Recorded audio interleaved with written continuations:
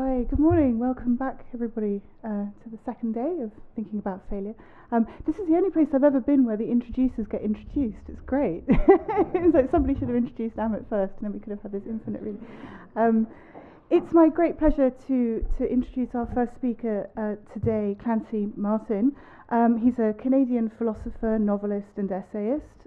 He's a professor of philosophy at the University of Missouri, and of course here at Ashoka University, where I've discovered through some fascinating conversations with Clancy that he runs courses with incredible titles like, for example, How to Be Free and Happy, and Money, Medicine and Morality, or Money, Medicine and Morals, yeah. So some of you may know him already, and I think there are probably a lot of people who think of themselves as philosophers and novelists, but very few really are both, and Clancy is one such person. His writing, you can read it in practically every cool American publication there is, and his debut novel, How to Sell, was highly acclaimed internationally, indeed by it being a Times Literary Supplement Book of the Year, nominated by the poet Craig Raine. And I noticed this one particularly because Craig Raine is not known for bestowing his kind of approval widely, so that was particularly impressive. So I'm very interested, as I'm sure we all are, to hear Clancy speak today on the subject of suicide as a kind of failure in relation to the work and indeed the biography of Edouard, Leve and David Foster Wallace. So please join me in welcoming Clancy.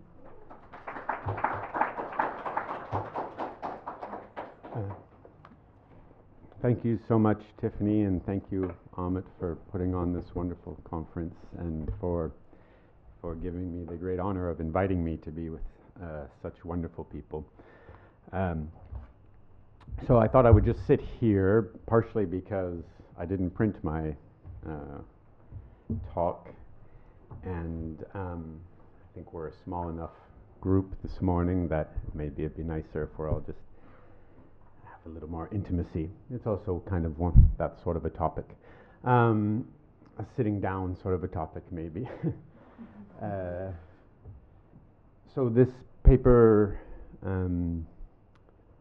starts with a story immediately following one of my own suicide attempts, and then proceeds into some discussion of Edouard, Leve and David Foster Wallace and some other sort of thoughts about the interconnectedness of suicide and failure.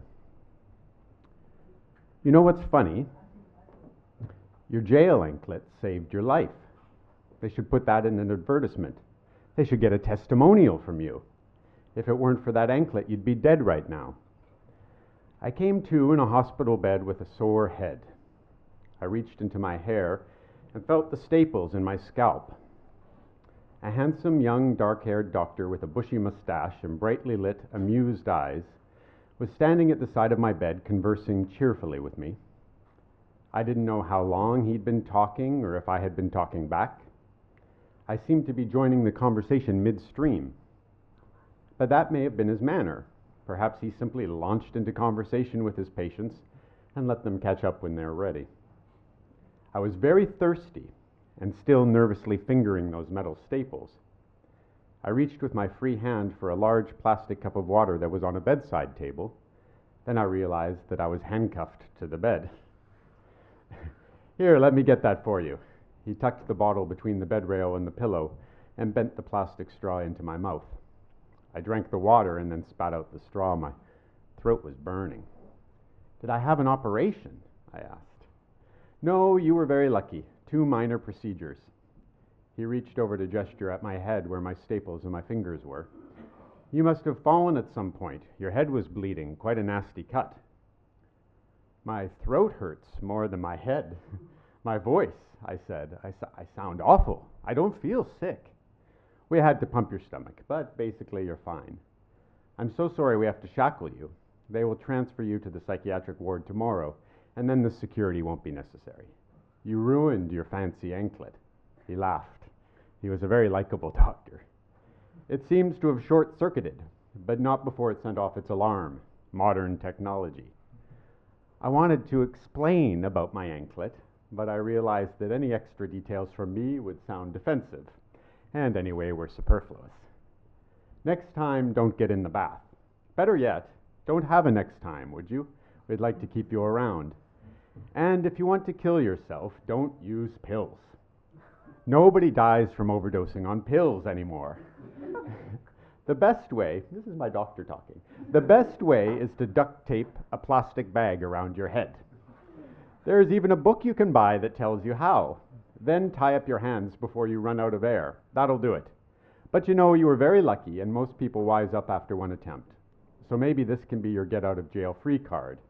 That's how I'd approach it. I knew the book he meant. It's called Final Exit. I don't recommend it. You take care. Try to behave yourself. Things will get better. The doctor grabbed my foot, shook it gently, even affectionately, shrugged his shoulders, and left the room. I thought, well, that was kind of nice. That was a much more pleasant encounter than you expected with a doctor after you'd tried suicide. That guy ought to be training others on how to deal with the situation.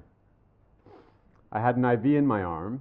There was a phone by the bed, but I couldn't reach it because it was on the handcuff side. I had a nurse alert button by my hand, but I didn't want to beep a nurse to help me make a phone call. 3 weeks ago, I was in bed at home with my girlfriend. I said out loud, theatrically, to the empty hospital room. I wouldn't have done it if I weren't alone. 3 weeks ago, everything was normal, I told myself. But that wasn't the truth. My life had been abnormal for a long time. They woke me up in the middle of the night to transfer me to research psychiatric. It was quiet in the ward. Everyone was asleep. In 2009, 2010, and 2011, during the 3 worst years of my adulthood, thus far, I had extraordinarily vivid dreams. And I love to dream, because I often dreamt of my children and other good things that were no longer real in my waking everyday life. This particular suicide attempt was in the winter of 2010. Can't we go in the morning? They took the handcuffs off my wrist, but stood very close to me as I got out of bed. We don't decide when you get transferred. Your ambulance is here. You're going to the psychiatric ward. Why an ambulance? I asked the ambulance fellows downstairs at the doors. Can't we just take a car? Despite the frigid winter air, the truth was it was walking distance, maybe 2 blocks. It's all on the same hospital campus. It's a liability thing. You'll get a bill for it. You're not going to try to run on us, right? The EMT said. I was in my hospital robe, slippers, and shivering. It was very cold outside where the ambulance was waiting. They wrapped a strange padded vinyl silver blanket around me. I was hot immediately. The field beyond the parking lot was covered in snow. The stars were bright. I thought, that's what I'd like to be. As far away and indifferent as something in the night sky. Run where? You can sit up here with us, the other EMT said. It's not strictly according to regulations, but what the hell. It was a bench seat, and I sat in the middle between the driver and his partner. It's like bringing out the dead, I said. Did you guys ever see that movie? The driver said. The other one said, I think I saw it. If you saw it, you'd remember, I said. It's about an ambulance driver. Nicolas Cage, and he sees ghosts, right? The driver said. He had a beard and looked about 20 years old. That's it, you did see it. I paused for a second. We were pulling up to the psychiatric building. You guys ever see any ghosts? I asked. I think suicidal people can see into the world of ghosts in a way that sturdier folks cannot. The Canadian addiction expert Gabor Mate describes alcoholics like me as living in the realm of hungry ghosts, people who have become ghosts while still alive. And I think you can almost see when a deeply addicted person who is killing himself with his drug of choice is making the transition into the ghost lands. Not Scorsese's best, the driver said, ignoring or avoiding my question. I always thought Goodfellas was his real masterpiece. Or Raging Bull, I said. That's one of the saddest movies ever made. I've seen a couple of ghosts, the guy on my right said. People see them. It's a real thing. My aunt once had a ghost ask if it could kiss her, a female ghost. No one wants to hear that bullshit, the driver said briskly, interrupting his buddy. We're here at the psychiatric hospital, he said, giving the ghost guy a pointed look. At Research Psychiatric Hospital, in a tiny claustrophobic office just off the main waiting room, it was, I'd guess, 4 or 5 in the morning, a 30-something slender, pale intake nurse asked me, "Are you feeling suicidal right now? Are you having suicidal thoughts?" I don't know why, but I was honest with her. Maybe I was still high from the Benadryl they'd given me at the hospital to keep me calm, or maybe I was at the end of my rope. Well, glad you ask. If you leave me alone in here, I will slash my wrists with your scissors. I will hang myself with the blinds. I will electrocute myself with a fucking fork. Yes. What do you think? If you're feeling violent, are you threatening me? Are you thinking of attacking me? She picked up the phone. I noticed she had chubby hands and fingers that tapered down like pyramids. She had a no-nonsense expression and an all-American appearance with clean, nicely brushed brown hair. She was young and looked like she could have been one of my oldest daughter's friends, and I regretted what I had said. She is just doing her job. No, I'm not feeling violent. I apologize. I'm not having suicidal thoughts. I had forgotten to lie about what I was thinking, which is the cardinal rule of intensive psychiatric care. It's like the deny, deny, deny rule for adulterers. With psychiatrists, lie, lie, lie is the only way to survive, the only hope of getting out of there. I just want to sleep. I'm freezing. Are you cold? It's freezing in here. I had the too hot silver blanket from the EMTs, but it was cold in her office and I was in the mood to complain. I was still in the hospital robe. I'd lost the slippers and I was barefoot. I'm sorry about the temperature, sir, but I would appreciate if you would try to use civil language with me. What have they done with your clothes? I need some socks. I don't have any clothes. They found me in a bathtub. Oh, I see. This did not dismay or even surprise her. In fact, it seemed to reassure her, like now we were making some progress. She typed it into her computer. Well, there's a bed opening in the morning in the annex. I think you'll have to wait for a few hours here. We'll finish your paperwork, and you're welcome to take a nap in the waiting room, if you like. I'll find you a real blanket. You should have someone bring you down some clothes. Can I make a phone call? I'm sure I can have someone come right away. That would be really helpful, actually. The white office phone sat there on her desk. Her cell phone was beside it. No, I'm afraid not. Unlike when you're arrested, when they whisk you off to the madhouse, there is no guaranteed right to a phone call. Okay, I guess I'll wait in the waiting room. She went to get me another blanket, and I heard her lock the door behind me. She took her cell phone with her, and when I tried to dial an outside line on her desk phone, I couldn't get through. It requested a security code. I sat back down in my chair when I heard her at the door. She gave me an irritated, suspicious look when she came into the room. And there's a camera right there, she said, and pointed to the corner above her desk. She handed me a red cotton blanket and some blue cotton slippers that looked like they had been left behind by another patient. They were too fuzzy to be institutional slippers. You're going to have to wait in here. I watched the door close behind her and immediately regretted not making a run for it when they were putting me in the ambulance.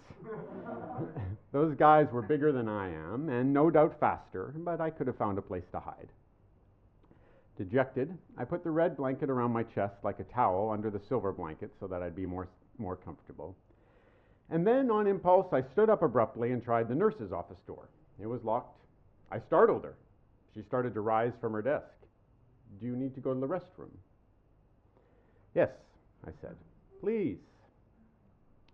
Okay, this was my chance. There were a few chairs in the little waiting room, and a security guard was talking to a nurse or orderly who sat behind a desk behind a counter with a sliding glass front, like a doctor's office. The door out had a big metal push bar. It was a frozen Kansas City winter night, but if I were free, there would be opportunities. Something would present itself. This is how I thought at that time. Everything was 1 second to the next. I truly couldn't conceive of tomorrow. Things were just happening, and they were either good or bad, and I wanted to get away from the bad things and find the good things. Or if there were no good things to find, kill myself to get away altogether. It was kind of like the opposite of what William Blake and Soren Kierkegaard might have been talking about when they wrote about the bliss of immediacy in mystical experience. I had a kind of immediacy of despair, I suppose. Or I just couldn't bear to think more than a few minutes ahead because I knew what was coming. I twisted away from her and ran for the door. She said, "Sir," and the security guard turned, but I was too quick for them. He didn't have time to get up. I'd made it. Bang! Hit the metal bar. Dropped my silver blanket. The door was locked. I pushed against it again with my whole body. For a moment, imagining liberty, I rested my forehead on the cold glass. Then I turned around, shrugged, and tried to act like it was their fault. "Why did you do that?" "I'm sorry," I said. I knew I had betrayed her trust. Plus, I was stealing her slippers. "Do you still need to use the restroom?" They didn't say anything else about it. I expected some kind of formal reprimand and even perhaps a punishment or restraints, but it was like it never happened. I suppose it must happen more often than you think. "Yes, I need to use the bathroom," I said. There was a door with a men-women wheelchair sign on it. I went into it and saw there was no lock. They had everything figured out. There was no air duct you might climb into like a movie, just a sturdy-looking fluorescent light panel on the ceiling, and nothing I could use to kill myself. I sat on the toilet and cried. Then I stopped and looked in the mirror. They had a normal mirror, not a stainless steel one like you find in many institutional settings, and it was the one thing you might use to kill yourself with. I could smash the mirror and slash myself with a shard of glass. If I had been a different person, I could perhaps have used a shard of glass to menace someone into an escape. But all of my fight was exhausted by my useless dash for the door. I was defeated, and anyway, I doubted I could break the mirror if I tried. In the mirror to myself, in my great self-pity at that moment, I looked like I was about 12 years old. I wiped the tears off my face and for a moment relaxed the armor of irony about my ridiculous situation. I let myself feel very, very sorry for myself. My eyes were large and red. My face was pink from the cold, and I wanted my mom. My hair was freshly washed from my stitches, and my bangs were tousled and boyish. I was momentarily inspired and reassured by the childishness of my own desperation. This, as you realize now, is a personal essay drawn from a personal book in progress, which, if you don't like to hear personal things said in public, well, you came to the wrong conference, didn't you? That said, this stuff is hard to talk about, and if at some point you do feel that, well, a tea would be just the thing right now, don't worry. I'll understand, because I've been talking publicly about suicide for a few years now, and it is indeed an issue that makes us uncomfortable and probably should. I also wanted quickly to say that Nellie Arcan, Rosemary Manning, and Mishima are subjects of the chapter from which this material is drawn, and I have not included them here only because I still have a lot of work to do on that material, not because I think only dead white men first attempt suicide and fail again, and then finally fail only too well. But back to being uncomfortable. One of the reasons that suicide makes us uncomfortable is that it is a very public confession of failure. In fact, there may be no more complete confession of failure that a person can make, both to herself and the world, than committing suicide. It's kind of like a last desperate shout out to the world. Okay, I admit it. I'm a failure. You beat me. You won. Even among the philosophers who allow suicide as a legitimate and even noble means of escaping evil, such as Cicero, it is generally recommended to those who either find themselves in the midst of failure or as a desirable action given the failures that were to come. In fact, on Cicero's account, as obsessed with the problem of failure as he is, you failed both yourself and your friends by failing to kill yourself in circumstances of failure, but failed even worse if you choose to live and fail to properly anticipate the failures to come. Suicide is not only an entirely appropriate response to failure, it is a sensible method of avoiding it. Thus, the worst paradox the suicide encounters. If he attempts suicide and fails, he finds that now he has failed even in that. As the eventually successful David Foster Wallace remarked in an interview with Rolling Stone, I knew that if anybody was fated to fuck up a suicide attempt, it was me. But if he succeeds at his suicide and shows everyone that finally he's not the fuck up everyone supposed him to be, well, no one looks at the suicide and thinks, thank goodness he got one thing right. Oh boy. And even if they did, he's not around to enjoy it. Quote, later, none of the guests at the party believed, when they heard what happened, that you were already thinking of suicide then. At this point in his novel Suicide, Leve's hero has not killed himself yet. He is at a party with old friends, and for a change, he seems to be genuinely happy.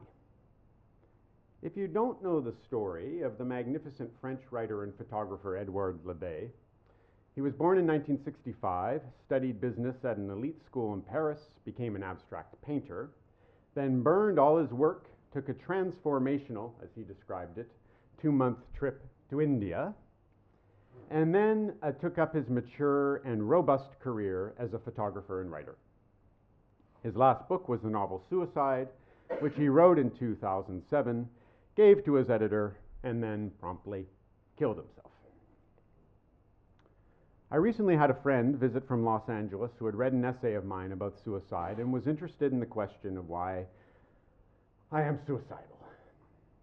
We were driving around Kansas City together. I was showing him some of my old stomping grounds, and he was interested in the city generally.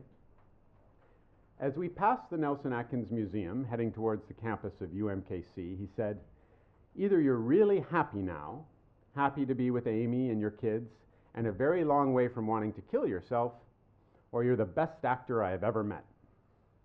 I agreed that I was happy, and that I was a long way from killing myself, which I think I am.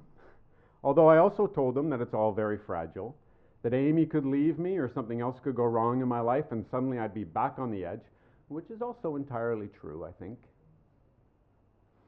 The point, of course, is that being happy and thinking of suicide then, as Leve writes above, are not at all incompatible. That's not only because one might see one's happiness as an exception to the rule, a pleasant but surely brief surprise.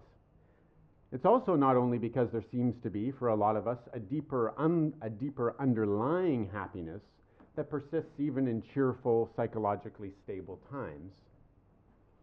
It's because once you have the habit of thinking you are going to kill yourself, that habit doesn't necessarily go away. A Buddhist Lama I study under, Dzongzar Khyentse Rinpoche, writes in his book Living is Dying that suicide is habit forming through lifetimes, and that the urge to kill oneself is often just the expression of having killed oneself in a previous life. You don't want to do a reductio ad absurdum on that one, but anyway. It had to start somewhere. Therefore, he teaches, it is important to break the habit now, rather than reinforcing it again. Of course, for Buddhists, any habit breaking, even the breaking of good habits, is generally encouraged. Some Buddhists argue that the suffering that comes from our confusion about reality is primarily a consequence of our habits. For me, the habit of suicide was mentally ingrained years before I actually sincerely, physically tried to kill myself. So when I think of killing myself now, it's a lot like thinking of taking a drink. It's not attractive, it doesn't have the allure, but it feels both familiar and real. And I suppose it's fair to say that it somehow even feels natural. I have an email friend who writes to me sometimes about her desire to kill herself, and she says that suicide feels inevitable to her. When I push back, she agrees that it's not inevitable, but I know just what she's talking about. It's that same feeling of naturalness, of the ease of the thought. If I think about taking a jog, it sounds more troublesome, more psychologically difficult or irritating to me than killing myself does. And this despite the fact that I really love jogging, though I still have not formed the habit. On the car ride here from Ashoka, I was discussing suicide with Amit and Shumana, and Amit said, I think it would be so upsetting not to have the thought of suicide go through your mind from time to time. Then there would be no way out. And it's true that when friends or students or readers of mine come to me to talk about their suicidal feelings, I almost always give them a variation of what I will now always call Amit's consolation. Look, everyone feels that way sometimes, and if you can just keep going today, you can always still kill yourself tomorrow. Of course, sometimes the sheer pressure of the thought of suicide, the claustrophobia of the walls of that thought coming ever closer to you, is itself part of the panic that leads to the suicide attempt. When Leve considers the familiarity of the thought of suicide, his narrator describes himself as a biological failure. Quote, you were perhaps a weak link, an accidental evolutionary dead end, a temporary anomaly, not destined to burgeon again. Which reminds me of the line from the CIA agent Dan, who tortures detainees in the movie Zero Dark 30. Quote, it's cool that you're strong, and I respect it, I do, he tells his victim. But in the end, everybody breaks, bro. It's biology. There are lots of ways in which Leve's nameless hero in suicide seems familiar to me and will be familiar to other suicide people. Perhaps most intimately, he doesn't expect to be happy, but looks for ways to suffer less and makes his decisions using this criterion. He tells himself, quote, you directed at yourself a violence that you did not feel toward others. I've often asked my students, imagine what your life would be like if you had the same contempt for others that you have for yourself. This to help them see that others do not have the contempt for them that they might suspect, and also to see, hopefully, that their own self-contempt is unjustified and probably unnecessary. Certainly we don't judge other people as harshly as we judge ourselves. I also worry that the desire to kill myself is an expression of my anger at other people, that it is a lashing out against the people I love. Certainly most suicides are interpreted that way, at least in some measure. And of course, Freud's analysis of suicide is that it is just a displaced murder. We want to kill someone else, but we dare not, and so, like the drive for cruelty turning back upon itself in Nietzsche's story about the creation of human consciousness, the murderous hand becomes a Selbstmord in the poetic German word for suicide. But if I think of the times I actually tried to kill myself, or even of the wistful worry I have now that I might be better off dead, I see that the violence of the idea, if indeed it must be violent, which it somehow doesn't seem that way in imagination, is in fact not directed at anyone else at all, or if it is an attempt to punish someone else, it is more like the punishment enacted on Shia LaBeouf by his father in the autobiographical movie Honey Boy, when his dad tells him, nobody is mad at me anymore. That's all I ever wanted. It's a motto of self-pity. But we understand this feeling sorry for ourselves and wanting other people to feel sorry for us too. And if we aren't murdering someone else when we kill ourselves, at least hurting them because they don't feel sorry enough for us might be part of our motivation. Your mother cried for you when she learned of your death, Leve writes. In this very lean novel, the hero's mother gets a full paragraph of crying over her dead son. If you didn't know he was a French writer yet, you knew he was a French writer then.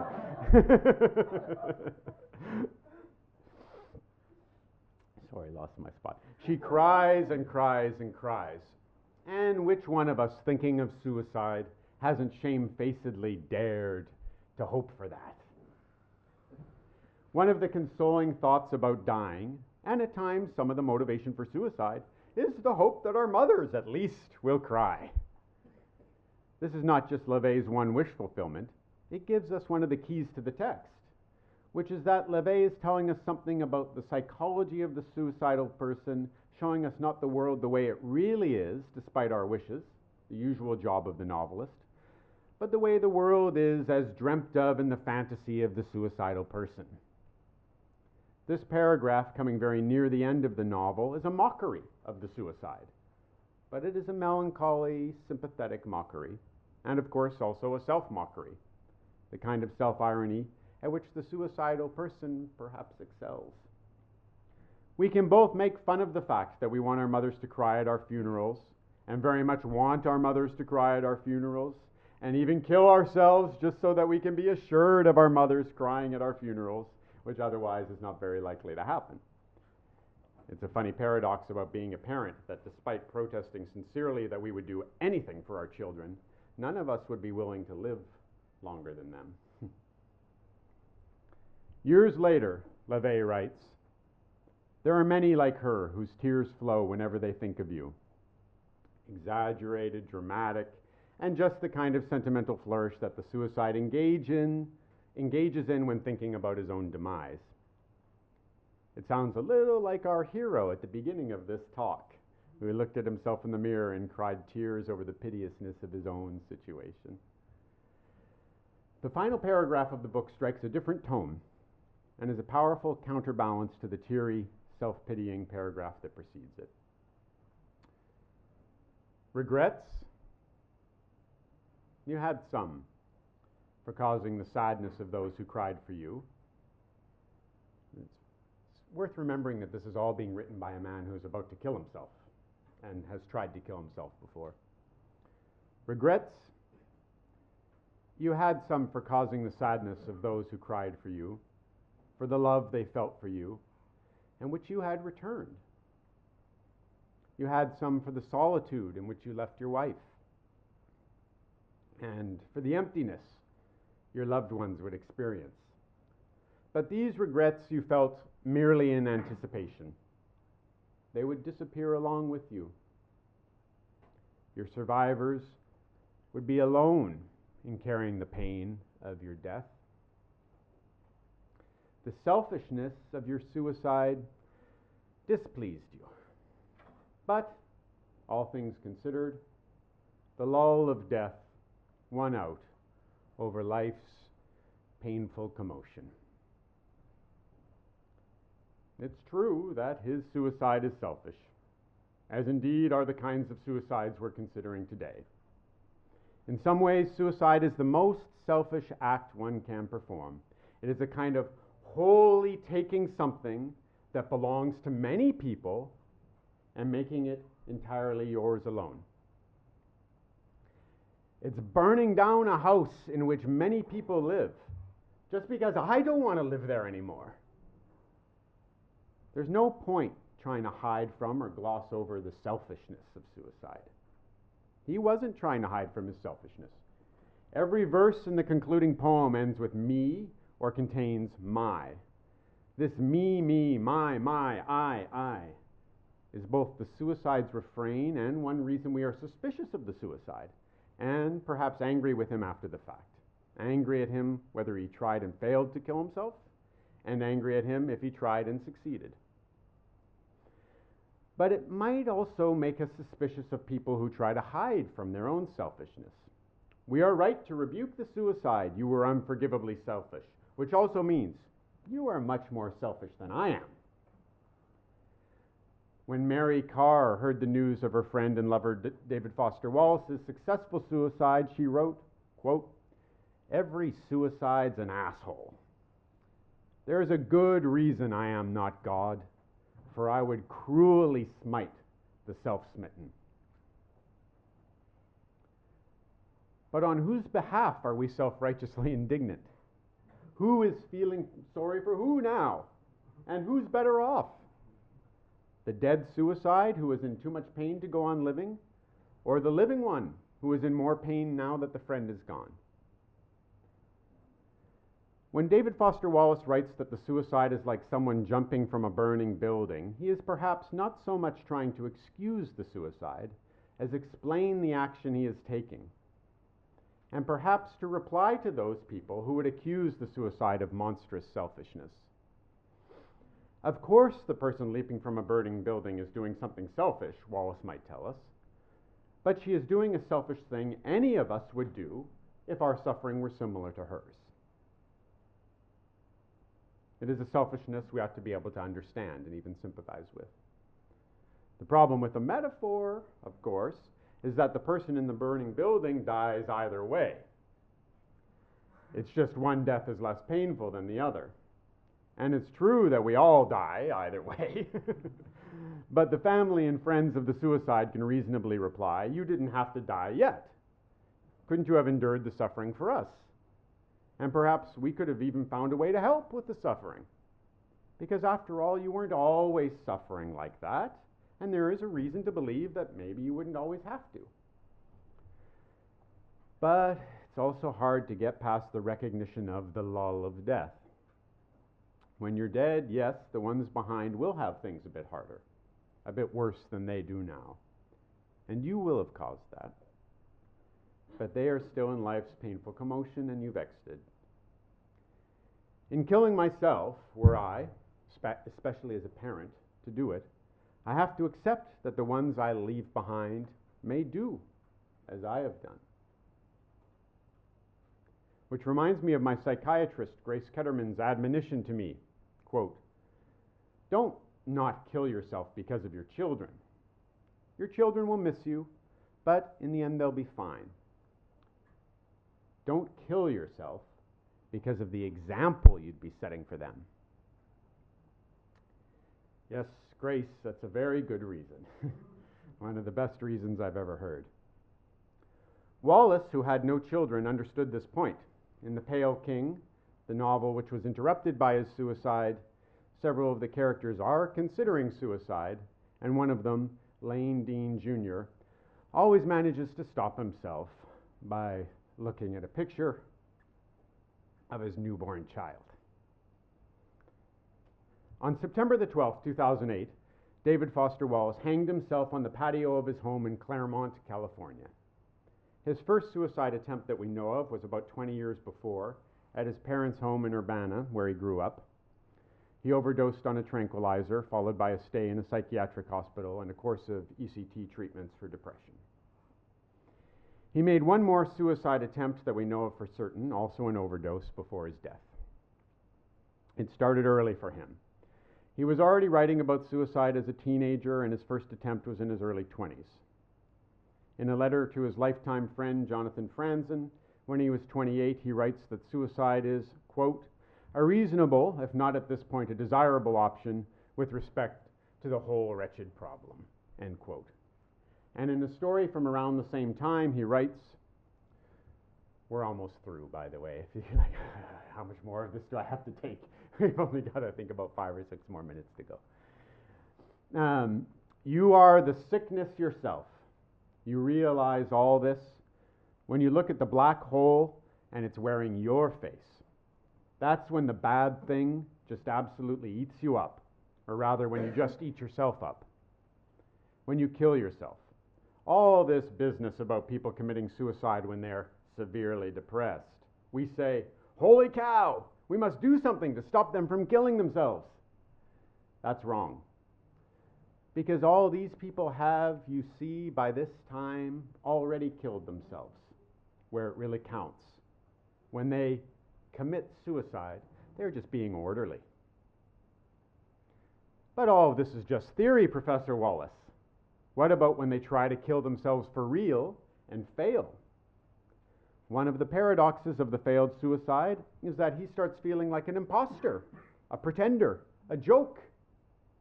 People want to ask him, "You've tried repeatedly. How come you haven't managed it yet? Get your act together." But of course, the struggle isn't killing yourself so much as not killing yourself. Wallace summarizes it this way. So cry all you want. I won't tell anybody. But it wouldn't have made you a fraud to change your mind. It would be sad to do it because you think you somehow have to. Isn't that just so beautiful? He was a great writer. We'd be lying if we failed to acknowledge the theatrical character of the kind of self-pitying person the suicidal person is. Wallace signed his letters to Mary Carr, young Werther. Crazy. The most famous fictional suicide in Western literature. Andrew Solomon wrote of his approach to suicide that, quote, I knew I was in real trouble when I could no longer distinguish between my depression over my drama and my depression itself. It's something to remember if you're wrestling with depression. When you're in that point, when you can no longer distinguish between your depression and your drama over your depression, make sure you get some help. The summer before David Foster Wallace finally succeeded in killing himself, he tried and failed again, overdosing on pills. And those of us who have failed at suicide through overdosing on pills, it is in fact the most common way of failing to kill yourself, know the secret that we don't like to admit, which is that suicide is scary. And we might be a bit cowardly. It's scary to think that now it's time to die. And it's also scary to think of ways of doing it that might be really painful. If suicide is the coward's way out, as people angry over a suicide like to say, failing at suicide is cowardice squared. Too cowardly to live, but also too cowardly to die. But then David Foster Wallace found his courage. His partner said of the time, quote, that Saturday was a really good day. Monday and Tuesday were not so good. He started lying to me that Wednesday. 2 days went by, but she was a little less worried than usual because on that Monday, this difficult fellow who hated to go to the doctor, despite having spent much of his adult life in the care of various doctors, had been willing to go to the chiropractor. You don't go to the chiropractor if you're going to commit suicide, she said. That is probably true. And probably on Monday, Wallace still didn't know that it would be his last week with his wife. He was still fighting against suicide then, still going through the motions required of life. He had courage enough to live on Monday, and by Wednesday, he had courage enough to buy the rope that he would use to hang himself on Friday. In the previously mentioned interview with Rolling Stone, Wallace describes a time when he successfully stopped himself from killing himself. Quote, I got really worried I was going to kill myself.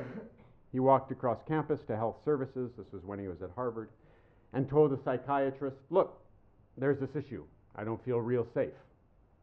It was a big deal for me because I was so embarrassed, Wallace said. But it was the first time I ever treated myself like I was worth something.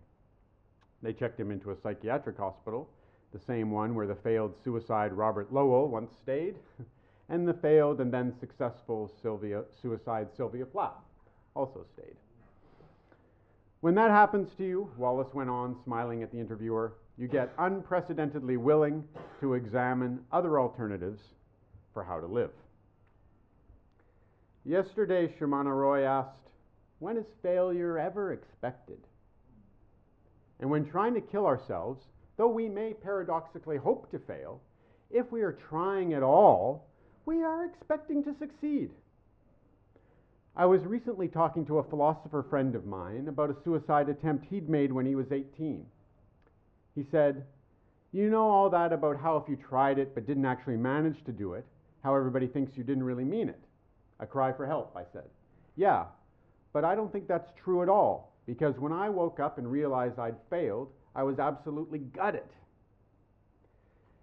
If you talk to people in psychiatric hospitals immediately following their suicide attempts, as I have done many times, you know that this is a common report. No one in there is celebrating the gift of being alive. When you realize that at every moment you could kill yourself, if you chose to, then in a funny way, every moment you are alive becomes this astonishing triumph. This is a thought that is so obvious that we fail to appreciate its importance. You don't have to be here. It's so hard to be here. And yet, here you are. You grossly underestimate yourself. You might remember in Philip Roth's prophetic novel, The Human Stain, perhaps his best novel about failure and willful self-destruction, the existentialist imperative Roth offers us in the words of his hero is the simple plea, repeatedly made to his lover, keep on dancing. I was thinking about Pratap's talk yesterday and his idea of the redemptive power of spontaneous action, which is so well and frequently expressed through the metaphors of music and dancing. And I thought of those unjustly vilified forms of the aesthetic, disco music and disco dancing, and especially the Bee Gees. Oh, good. But the pre-disco stuff. Also, I couldn't resist the appeal of putting Pratap Mehta and the Bee Gees in the same paragraph.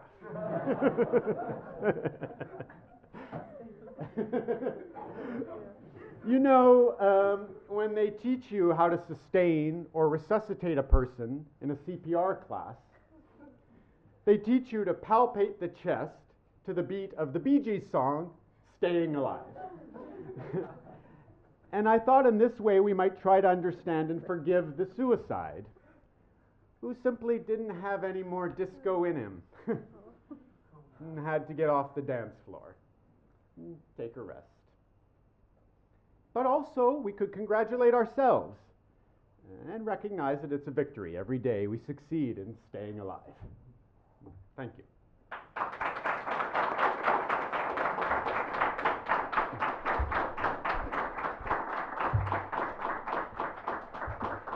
Wow, thank you. That's a truly astonishing piece of work, Clancy. Thank you. I'm sure there's going to be lots of comments and questions, so I'm not going to hog this opportunity.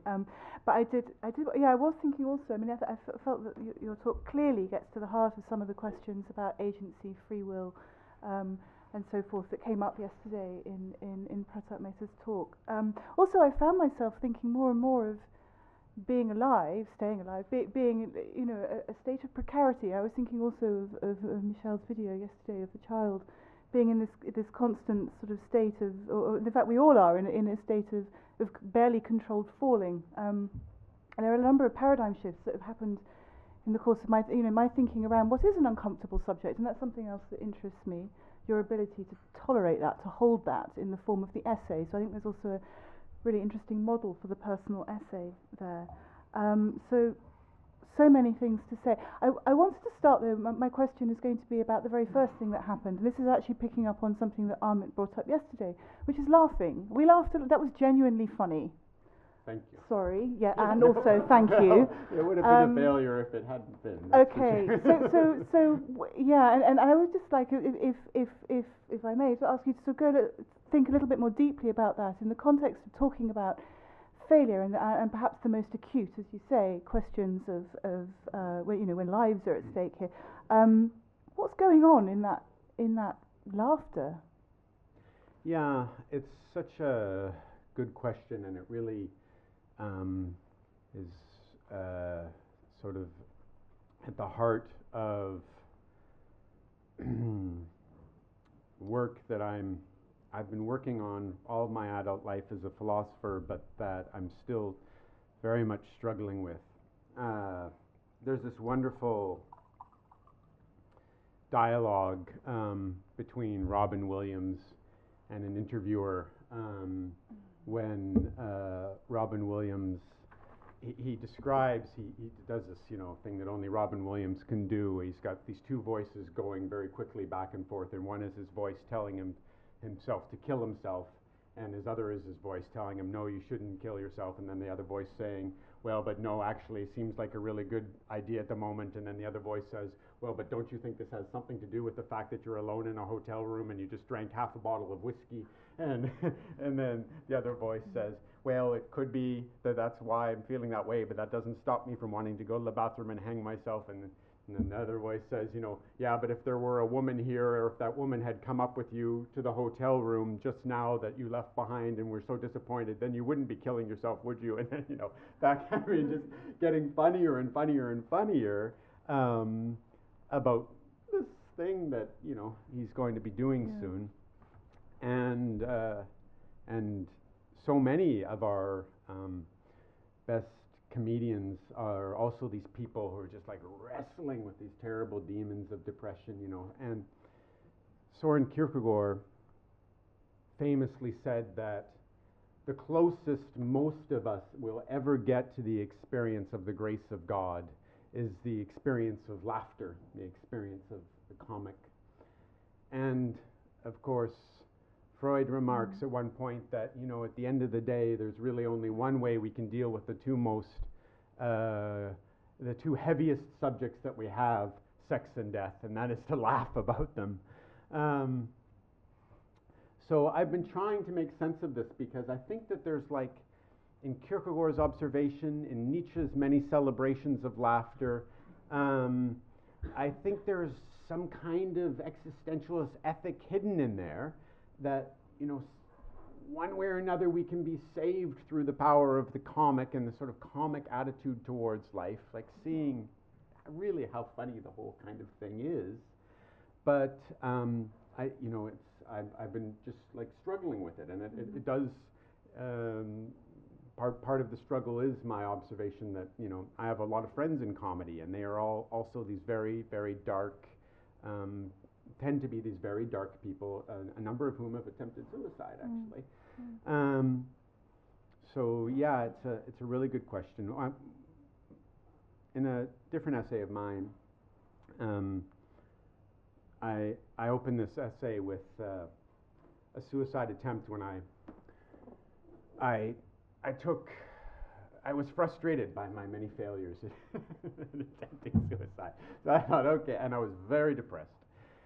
And I had woken up in the morning knowing I was going to kill myself, and I kept trying to stall and postpone, and then I was like, okay, I can't postpone this any longer. And I didn't have any rope in the house because I don't keep rope in the house. Don't keep rope in your house.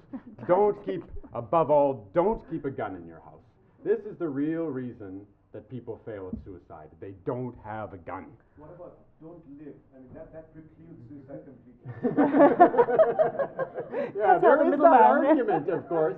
Yeah, Sophocles makes this argument, best never born at all. Once born, best quickly dead. So anyway, I took the best rope that I had, which was my dog's leash, and I went down to the basement. I got a chair, and I got the dog's leash, and I went down to the basement, and I strung it up and everything. And I was standing on the chair, and then I noticed my dog was sitting at the top. She's afraid of the basement. She was sitting at the top of the stairs watching me, with this very worried expression on her face. Not just okay, she knew that it wasn't just that she wasn't getting a walk out of the deal. Normally she gets very excited, of course, when I have her leash in my hand. She's like, hey, whatever Dad is doing with that leash, he is not supposed to be doing that.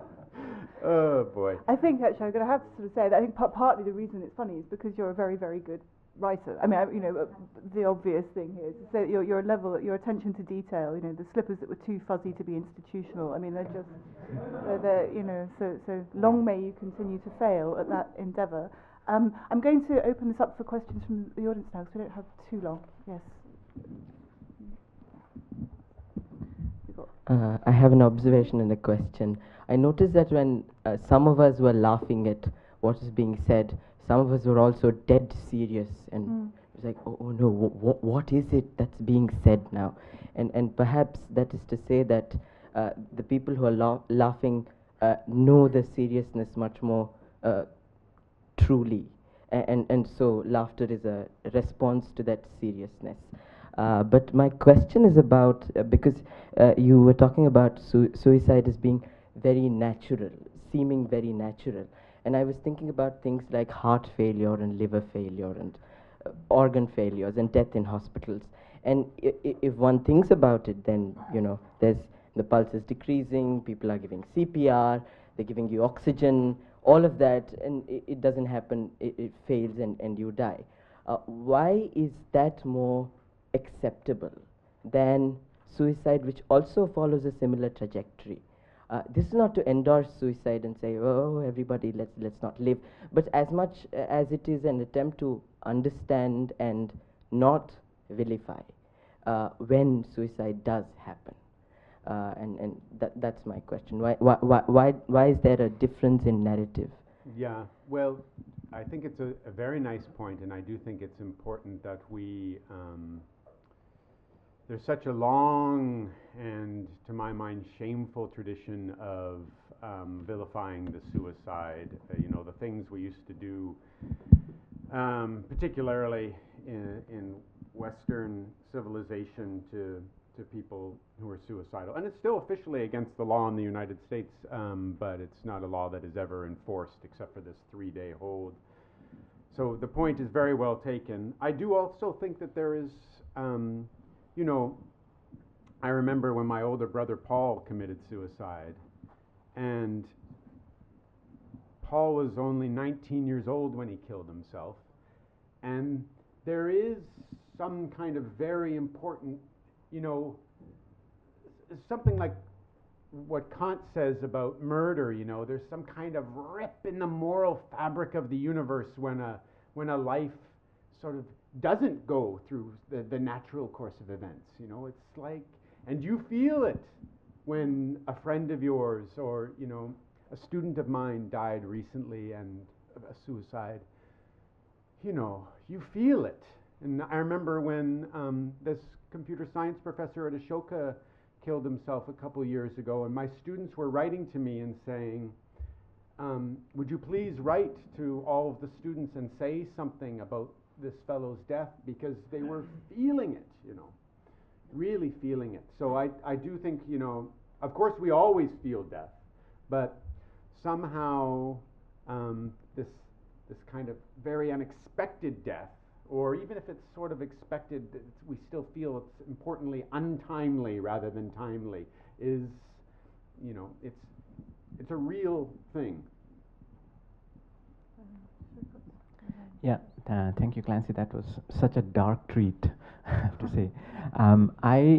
Was a lot of things stood out. The thing I'm going to talk about is, you know, the visit to the chiropractor. That, you know, no one who goes to see a chiropractor is going to kill themselves. And this whole idea of self-care right before suicide, that we do take care of little things before we go to kill ourselves. Even little things about ourselves, not just about checking things like insurance and whatever for other people.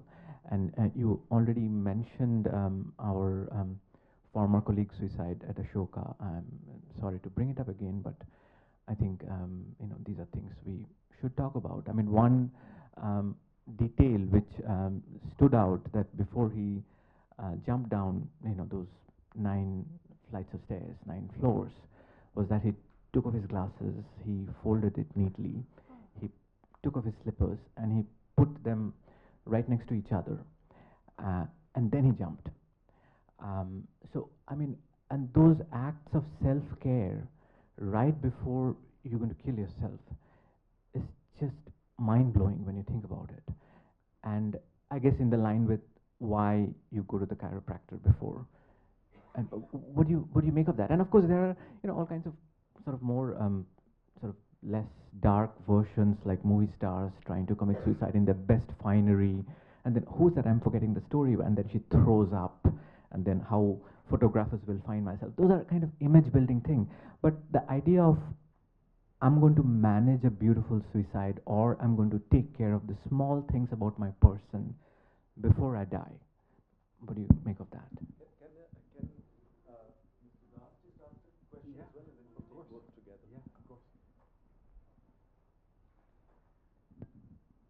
Yeah, I think that's probably going to be the last question for now. Maybe more at the break, if that's okay. Yeah. Thank you, Mr. Philosopher, for your frightening talk. But with a very disturbed mind, I am going to ask you a very disturbing question. Have you ever thought of giving such a lecture or in a seminar about suicide and disturbing other people's mind like this, as I am feeling right now. Have you ever thought of the propriety of giving a lecture on suicide, intellectualizing it, theorizing it? It's an assault. So my humble appeal to you as a poet, I have very little capacity for empathy, because poets always pretend that they have great empathy, but poets are very pretentious people, and I am one of them. We are professional at professing our hearts, or this and that. But with my little capacity for empathy, for the rest of my life, I will always feel for you. And without believing in God, I will always pray to God that you live happy and well. And my fundamental question is, everyone should, in the academic circle, freedom of speech is there, but I think, please don't give lecture on suicide, intellectualize it, your personal problems and everything. Please don't. Thank you. No, I appreciate that. I appreciate that comment very much, and I think about this, yes, all the time. You know, I think about it in part because I remember when a friend of mine, I was struggling with a book, and a friend of mine, an editor of mine, asked me if I had read this marvelous book by the critic A. Alvarez called The Savage God, about the death of his friend Sylvia Plath. And it's a dangerous book, you know. If you read this book, it too is a kind of an assault. And maybe I should have started this talk with a little bit more of a robust trigger warning, like this is going to be hard. I did actually try to put a trigger warning in there when I talked about, you know, if you feel the need to leave for tea, please, you won't hurt my feelings. But I completely, you know, I was telling the chair of my philosophy department at Ashoka University, I was telling him I would love to teach a seminar on suicide. You know, there's a huge literature, vast philosophical literature from all different traditions. But I don't dare do it. You know, I don't have the courage to do it, honestly, because I'm too afraid of the kinds of concerns you're raising. And yeah, they are very serious. They are very serious concerns to me. The why I do it, there's two reasons. One reason is that the sociology literature on suicide is very clear, that the more we actually talk about suicide with people who might be feeling suicidal, the less inclined they are to do it. This we have incontrovertible fact on. It's statistically true. That's one reason. The other reason is I have to say, maybe more than 100 friends who are friends now over email that I keep up a correspondence with, and these are all people who became friends with me when they read something I wrote about suicide and wrote to me out of the blue, from mostly in the United States, but also some in England and some in some other countries, and said, I was going to kill myself tonight, and I found this thing that you wrote about suicide. And I didn't. And so thank you, and you know, you don't have to write back, and of course I always write back, you know. So that's why I do it. I mean, that's truly why I do it. But I completely understand what you're saying, and I worry about it all the time, I promise. I worried about it coming in here. I worried about it when I was talking to my colleague Alex about it. I worry about it all the time. As to this question, this very interesting question, from Shrakat, thank you. I think that, you know,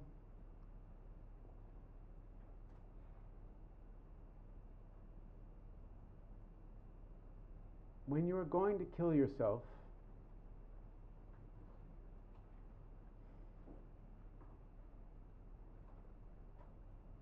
you're so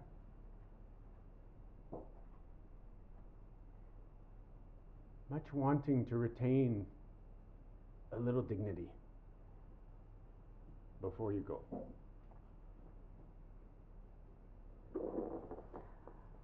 Okay, I think we are going to stop there. I think there will be opportunities for more conversation throughout the day. So if you, I know there are people who wanted to speak, and perhaps at the break, would you be happy to take some questions in? Yeah. Okay. So if you join me in thanking Clancy Martin for extraordinary talk.